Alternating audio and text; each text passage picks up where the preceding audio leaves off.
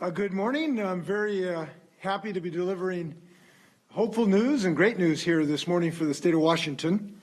I'm joyous to be able to say that the federal government has authorized the use of the COVID-19 vaccine. I'm thrilled that the Washington state has now done our review and are now authorizing the use of the vaccine, and we are ready to go. We believe that we could take our first shipments hopefully tomorrow, and the first vaccination start in our state safely as early as Tuesday. So we now are joining the powers and blessings of science with our own diligence, our own responsibility, and our own commitment to take care of ourselves and our loved ones that we have been showing in the state of Washington. The first COVID vaccine has been given initial authorization by the Food and Drug Administration, the Centers for Disease Control, and now by our own states in Oregon and California's Western State Scientific Safety Review Committee.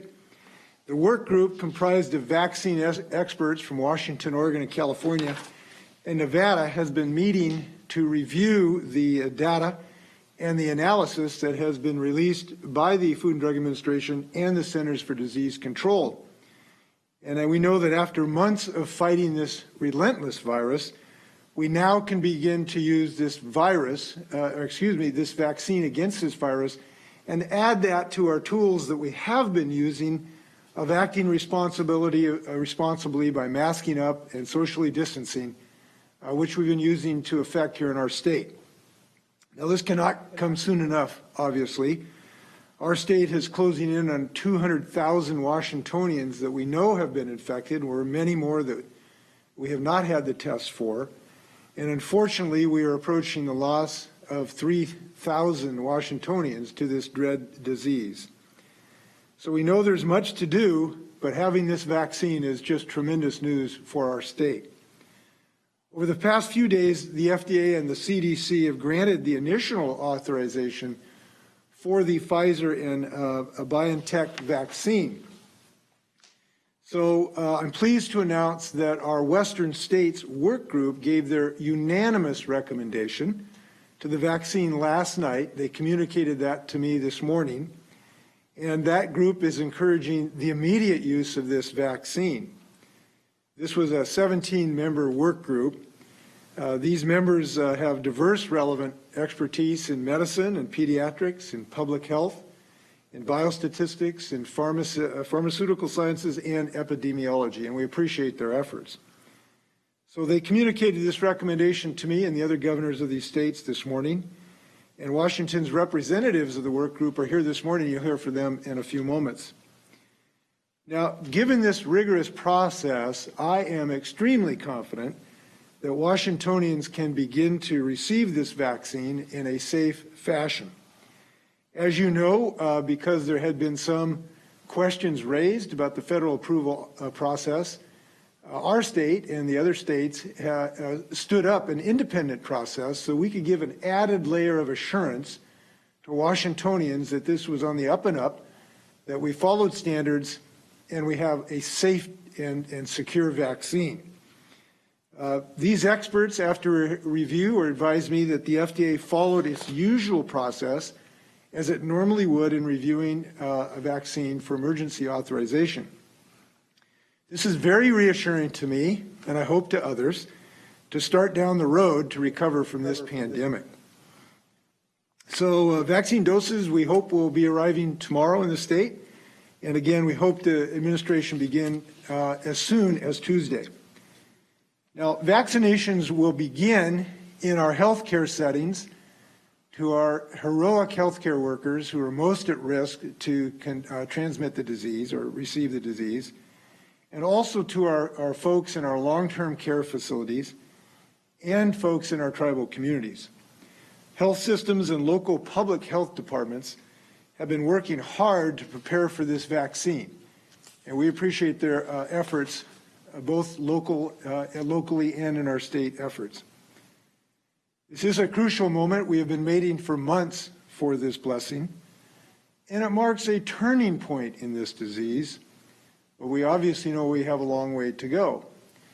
So the first good news today is the arrival of this vaccine. But after we hear from the physicians and experts about the vaccine, I'll be talking about the second piece of good news I have to share as well. I will receive this vaccine when it's my turn to do so, regarding my age and health conditions, so when it's appropriate. But as I said, the first doses are going to these healthcare workers who have stepped right into the front line of battle and shown their courage in the face of this deadly disease. And also to our long-term care residents, who we know have unfortunately been such a high percentage of our losses have been to our long-term care residents. So that decision certainly is the right one, and we're proud to make a good decision in that regard. Now, it is important to note that as it is across the United States, it will take months before vaccinations are available to everyone who may want it. We are all looking for some uplifting news during these tough times, and this is uplifting news, and it certainly should give us hope for the future. Today I'm joined by Dr. Kathy Lofi, Drs. Ed Marcuse and John Dunn, and those are our Washington experts on the Western States Scientific Safety Review Work Group. I'd now like to turn first to Dr. Lofi for her comments. Dr. Lofi. Well, thank you, Governor Inslee. Good morning, everyone. The FDA's decision to authorize the use of a COVID-19 vaccine is just an incredibly exciting milestone in this pandemic. The news is coming at a time when COVID-19 activity is higher than it's ever been in our state. As of this morning, there are more than 1,000 Washington residents with COVID-19 in our hospitals. Our hospitals are stressed taking care of patients with and without COVID, and our healthcare workers are exhausted. We know it's been challenging to control the spread of COVID-19 this fall, and it will continue to be a challenge over the next couple months. So I'm just thrilled that we now have a new tool in our toolbox. While it will take several months to get everyone vaccinated who will want the vaccine, we can now see a light at the end of the tunnel. I've been closely watching the progress on vaccine development over the past few months. And after reviewing data from the Pfizer-BioNTech phase 3 clinical trial last week, I fully agree with FDA's decision to authorize the use of this COVID-19 vaccine and fully support the use of this vaccine in Washington state. In addition, the process followed by the FDA and CDC to make these decisions has been open, transparent, and scientifically rigorous. At this time, I believe without any reservations that the benefits of this vaccine far exceed any risks. And I do plan to get vaccinated as soon as I'm eligible. And with that, I'll turn it back over to you, Governor. Thank you. Dr. Yes, thank you, Governor. As was mentioned, our work group was tasked with assessing the safety and efficacy of the COVID-19 vaccine from Pfizer that we were planning to use in our states. Both Dr. Marcuse and I concurred in the work group's unanimous conclusion that that vaccine is both safe and effective. And I would echo what Dr. Lofi said. I think its benefits greatly outweigh any potential risk. There are side effects associated with this vaccine, as there are with any other. The ones that we saw in the studies were transient, and they're comparable to the side effects that we see after administration of many other currently licensed vaccines. The clinical trials did not show signs of any other major unanticipated adverse effects that were linked to the vaccine. The trials themselves demonstrated that the vaccine is 95% effective at preventing symptomatic COVID-19 disease, which is terrific by any measure, and it frankly excites us all. The efficacy was high, we should note, across different ages and across different racial and ethnic groups. On a personal note, again, I would echo what's been said before. My line of work is the sort of thing that brings me into contact with COVID, but so does the mere fact that I am a resident of Washington state and periodically encounter people in the community. Having looked personally at all the data and reviewed all this, I can say absolutely without hesitation, I'm looking forward being vaccinated as soon as I'm eligible to do so. Dr. Dunn, thank you. Could you just give a word of your work and your expertise in this regard? It's relevant to this committee. I've had background working on vaccine safety studies with Lisa Jackson over at Kaiser Permanente. And my background is also in doing what we call systematic evidence reviews for the United States Preventive Services Task Force. In short, it's background in looking at studies, determining whether or not they're well done, and determining whether the conclusions that they reach are really warranted by the data that they have. Thank you, and thank you for bringing your expertise. Dr. Marcuse. Thank you very much, Governor. Most important, our work group concluded that the processes that were followed by the FDA and CDC committees adhered completely to their high standards of transparency, objectivity, and evidence-based decision-making. It was completely comparable to the other pre-licensing vaccine reviews by these committees that I've participated in over the past decade.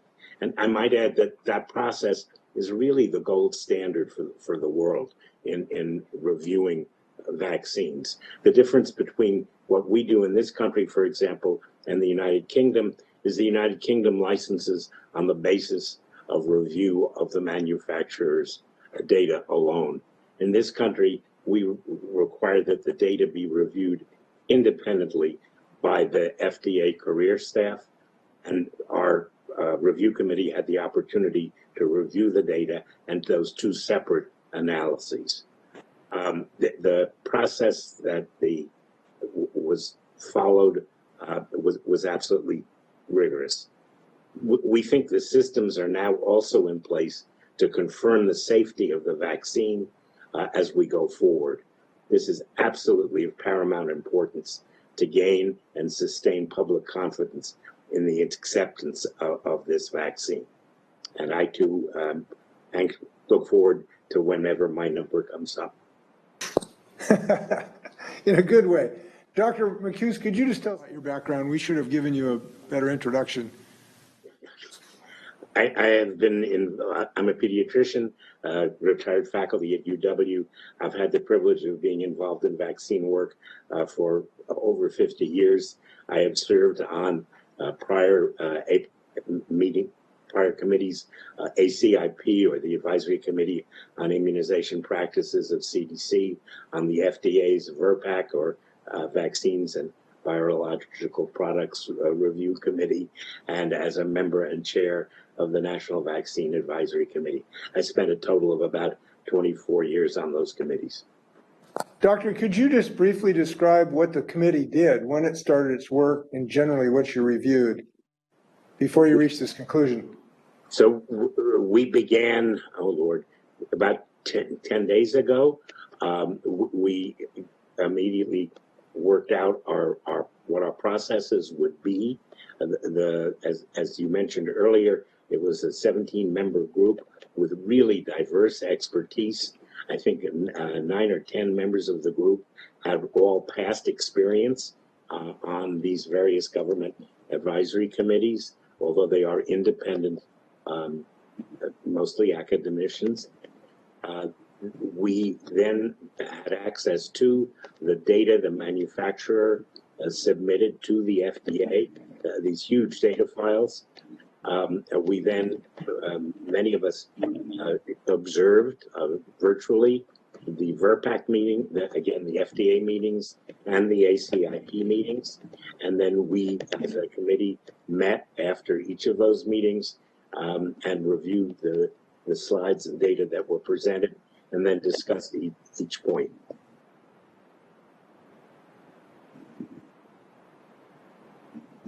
So it was a pretty exhaustive process. Well, thank you. I appreciate your work. You're not getting rich doing this. This is a volunteer group, is that right? Totally. That is right. Well, thank you. You'll get your reward in life for doing this great work. I just want to thank you because I think folks know that we stood up in these several states, this independent review group. And the reason is there was some concern that somehow politics would intrude in the scientific assessment of this. And I'm just thrilled to say that, and I have not been, as folks know, shy about criticizing the federal government for the last several years. But it's just really a happy event that we can say that the FDA, the CDC did their job in this case without political intrusion into the scientific decision-making. And not only that, but this Western State group have confirmed that fact. So I think this is really a gold seal of approval from the state of Washington in our own expertise. And I believe this is going to be very helpful in giving people confidence, which is necessary to the success of this vaccination program. So when we reach that golden day, when we are returning to normal, you will deserve our thanks. So we appreciate this committee helping us down the road to success of this vaccine. So thank you very much. Now, we've talked about the first piece of good news.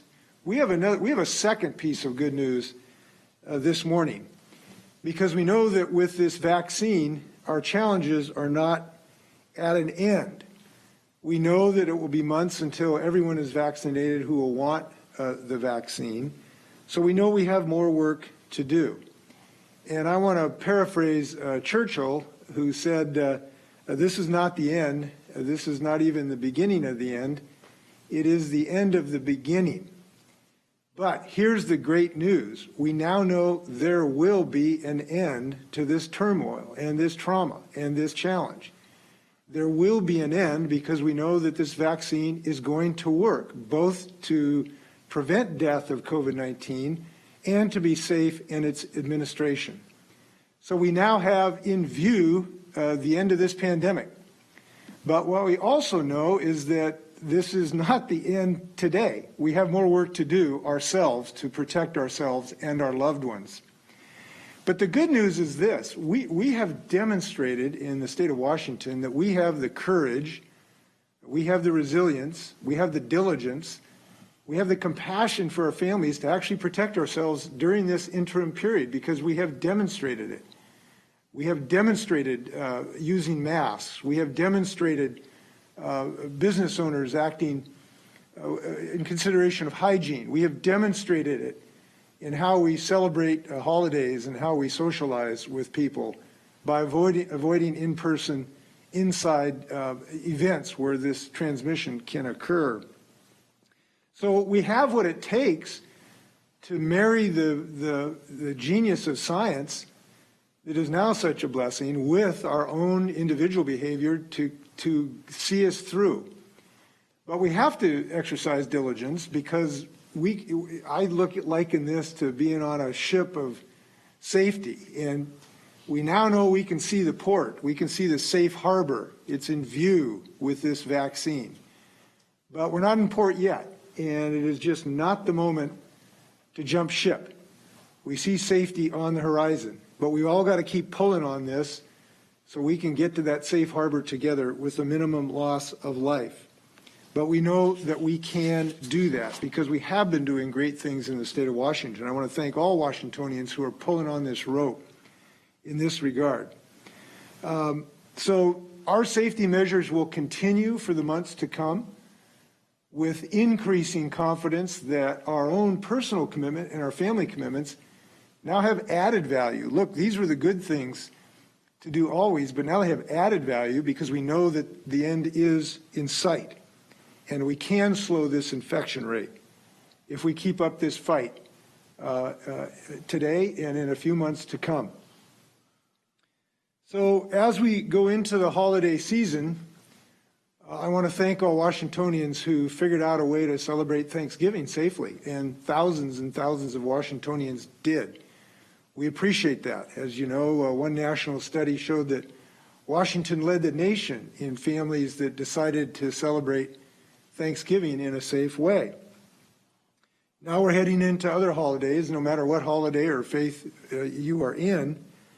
I read something that was actually in the Tacoma News Tribune, an editorial, that I just want to reference. And they talked about the season that we're entering into and how celebrating the season in a safe way, which might be a little different, was a good idea so that we can all return to our normal way of celebrating the holidays next year with the minimum loss of life. And they said, if I can paraphrase, that this is a year to recognize the original purpose of the season, to celebrate peace and quietude and the love of families. And I think if we do that, we're going to save a lot of lives in combination with this vaccine. And we know this is the gift-giving season. And we know that the best gift any of us can give is the gift of health.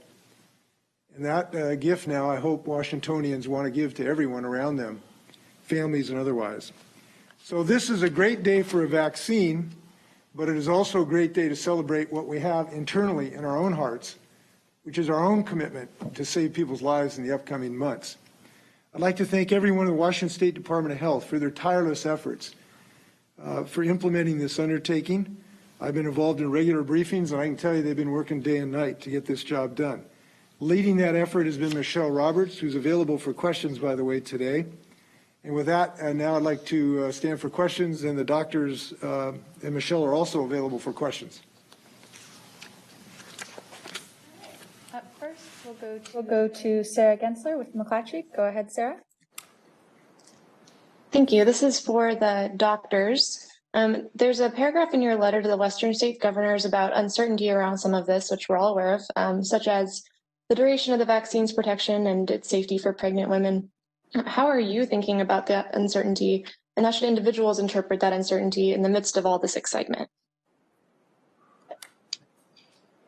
I think the best way to interpret uncertainty is not as a problem, but simply as things that we haven't determined yet. The things that you bring up are all things that are being investigated as part of the study that's being done. And it should be emphasized that these studies are ongoing. The fact that the vaccine has been authorized for emergency use right now does not in any way mean that any of this is stopped. All of the studies that are being done on this and on other vaccines are going to continue until all the data that they want to collect is available. For specific situations, I think that that the fact that, for example, we don't necessarily know what this vaccine means as far as transmission of asymptomatic disease or other things like that, this underscores what Governor Inslee said earlier, which is that at the immediate moment, while we have a vaccine, and this is a huge step forward, we still need to be adhering to the basics that we've been using for the last close to a year now at this point: masking, social distancing, minimizing large gatherings, et cetera. That's going to be important until we really have a much more developed knowledge of what this vaccine will and will not do. With regard to the duration of immunity, the studies showed a high degree of immunity following immunization, and indeed the levels that were detected in the blood samples were greater than those following infection.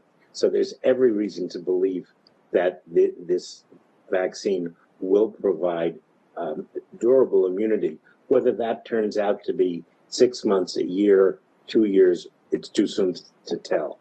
With regard to pregnant women, there's extensive discussion at the ACIP, particularly about that issue, and we don't simply have enough data yet to have confidence that but there is no reason to withhold the vaccine from a pregnant woman who wishes to receive it. What's the ACIP here? Folks don't know that acronym. Sorry, CDC's Advisory Committee on Immunization Practices. Thank you. All right, up next, we will go to Austin Jenkins with the Northwest News Network. Go ahead, Austin. Can you hear me? Yes, go ahead. Oh, good. Amazing. So a question also about other groups of people who may be wary of this, in particular, people of color and marginalized communities who have historically been wary about vaccines for very good reason, and also children, especially in light of the fact that most kids are not in school today. Doctors, do you want to address the children issue? At this time, this vaccine has been authorized for individuals down to age 16. We need now to carry out studies to look at its efficacy and safety under that age group. The issue about confidence with communities of color, one of the things that I was impressed with is that the focus on equity in this investigation. And I think that it has been demonstrated that the trials did focus on equity to make sure that there wasn't some unanticipated or unexpected result to any particular ethnic group. And that was really important, and it looks like they have fulfilled that mandate. We will be sharing, look, the role of government at this point is to share scientific information with the communities, and our State Department of Health will be having a vigorous communication effort to share the scientific information with all communities of all ethnicities. We know that historically there have been great concerns in communities of color about some of the really sorrowful incidents that happened in the decades past. But I think that at least the evidence I've shown or seen that there is safety throughout ethnic groups, and that we will simply share that information in as open as transparent possible, while still recognizing some of the terrible things that happened in decades past. But I am hopeful that the understandable concern from those decades of experience does not infect us with the disease of passivity and more people lose their lives. We do know that communities of color have been, with a terrible misfortune, had great disparate rates of loss. The loss of folks in the Hispanic community and the Black community of fatalities have significantly exceeded the portion of the population they represent. So the communities of color may have more at stake in some sense than other communities because they've suffered so terribly because of the disparities in where people work and access to health care.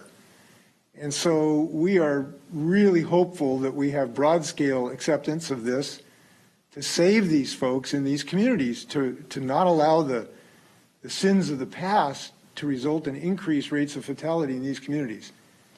And we'll be sharing as much information as we can with them. All right. Up next, we'll go to Jim Camden with the spokesman review. Go ahead, Jim. Yes, Governor, I'm wondering what the priority is going to be for receiving the vaccine beyond healthcare workers and people in long-term care facilities. Will the state set up a system where a person might be able to determine when he or she might be eligible for the vaccine? Well, what is happening is we are awaiting some further federal guidance. The national groups will make some recommendations about priority decisions going forward. We're waiting to hear from those before we make our own decisions. Those decisions have not been made to date. When they are made, obviously we will share them with the public so people can have some sense of where they might be in this queue. These are not easy decisions, as you can imagine. There are all kinds of countervailing suggestions based on our Washington values of how to go about this. And we will be first listening to recommendations from the federal government, then we will be making those more finite decisions. But when we do, yes, there will be, as much as we can, a way to convey to Washingtonians what certain circumstances will lead you to be eligible.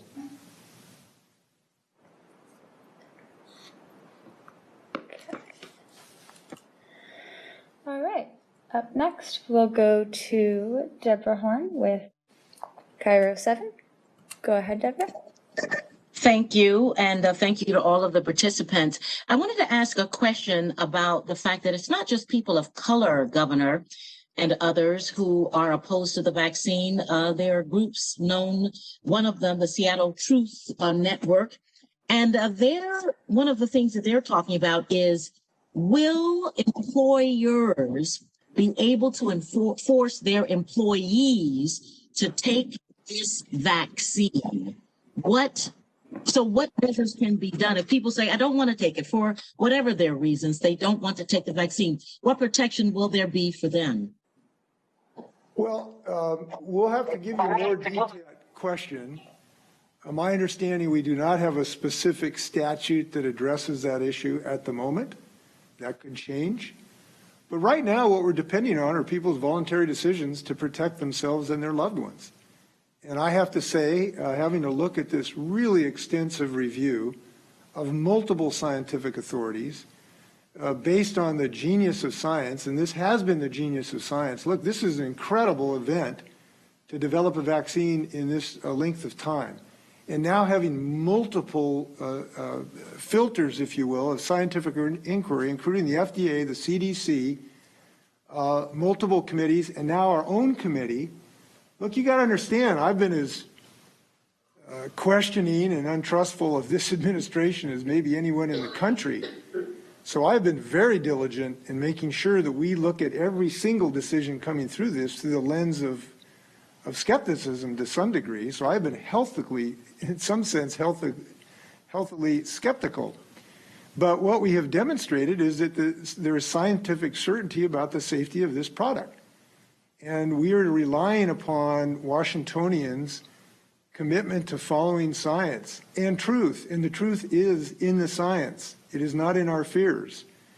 And the science, I'm hopeful, give people great confidence. And we are a scientifically oriented state. And building software and biotechnology and airplanes. Look, it was our rocket motors who has taken these spacecraft to Mars because we followed science. So right now, we're depending on the voluntary decisions by Washingtonians to marry science with the love of the people around them. Those are two powerful forces, but both are important right now. All right. Up next, we'll go to Nick Popham with Como. Go ahead, Nick.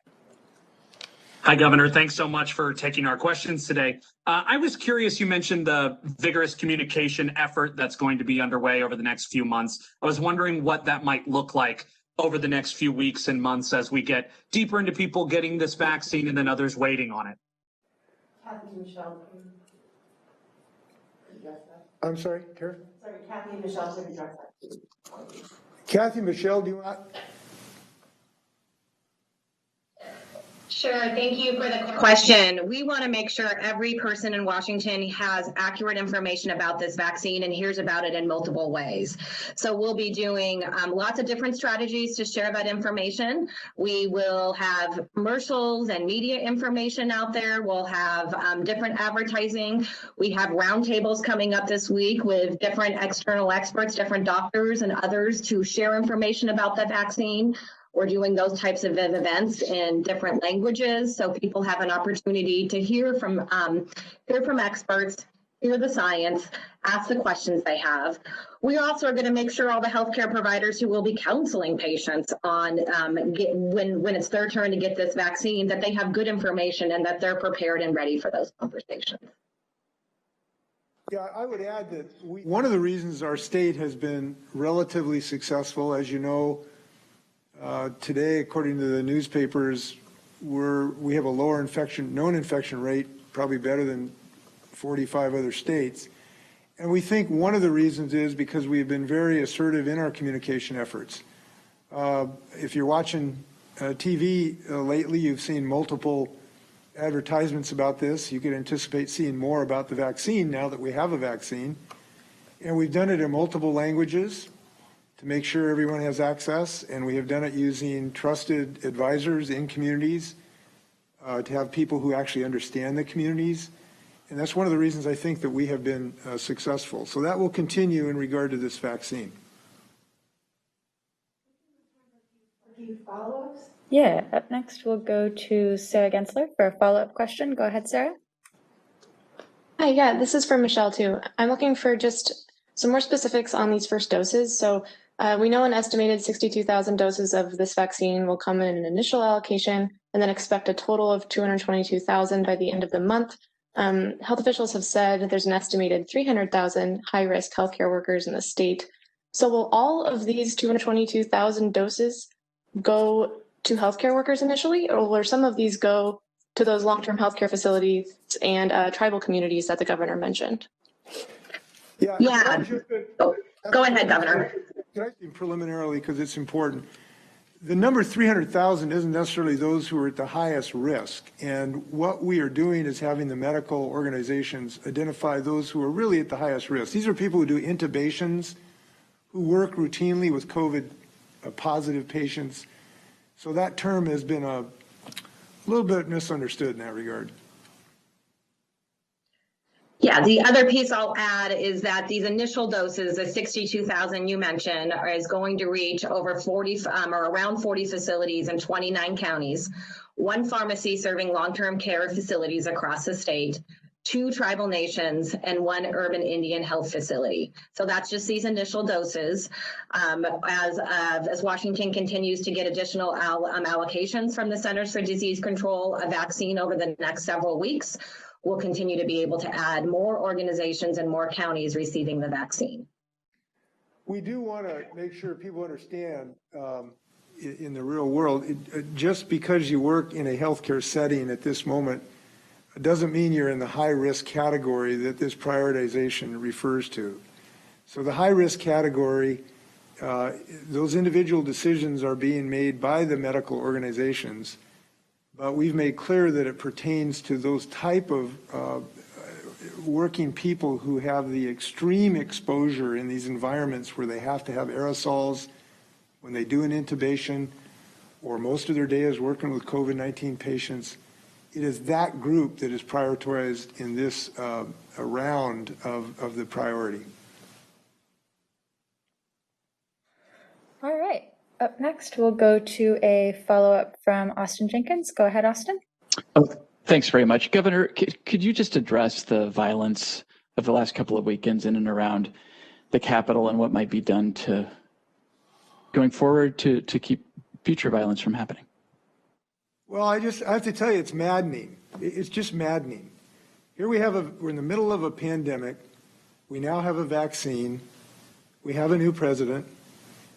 And we ought to be pulling on the rope together rather than having unnecessary fights that don't help anybody from any side of the compass.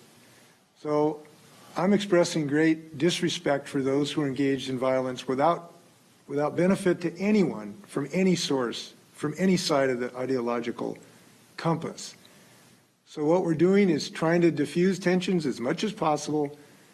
Law enforcement officers are trying to keep people apart so that their instincts don't lead to violence, and we're doing everything we can. And I just hope people will try to show a commitment to people's health right now rather than anger. That's the best thing I can say. This is a day to realize if we pull together in the country, we can save a lot of lives. And I hope people are more committed to saving lives than to taking them in the next several weeks. One last question. Yeah. Up next, we'll go to Evan Bush with the Seattle Times. Go ahead, Evan. Hi, Governor. Question for you. I'm just wondering what the state's long-term goals are for vaccine uptake. What percentage of Washingtonians do you aim to be vaccinated in 6 months, a year? Please just describe the goals for the early process and the long-term process as well. Well, Kathy, do you want to talk, or Michelle, about potential percentages, realizing these are all preliminary numbers because they depend on the actual production that comes out from the producers, but do you want to give any parameters of timelines at all? Well, I can start, and then Michelle, you can jump in if you have other information. I think ultimately our goal is to have about 70% immunity in our population. This is what experts feel is the level needed for herd immunity, which is the point which outbreaks no longer occur in a population. I think it's a little bit difficult to predict how much immunity we'll have along the way, because as the governor just mentioned, we're not 100% sure of the vaccine supply going into 2021 at this point. In fact, I don't believe we've received very many estimates from the federal government around how much vaccine we will be receiving. And we also don't know the uptake. We really hope that people will, choose to get vaccinated. We're very confident about this vaccine, but I think that is to be determined as well. One wonder in our ability to obtain the immunity we need to break the transmission chain, natural immunity will also be of benefit.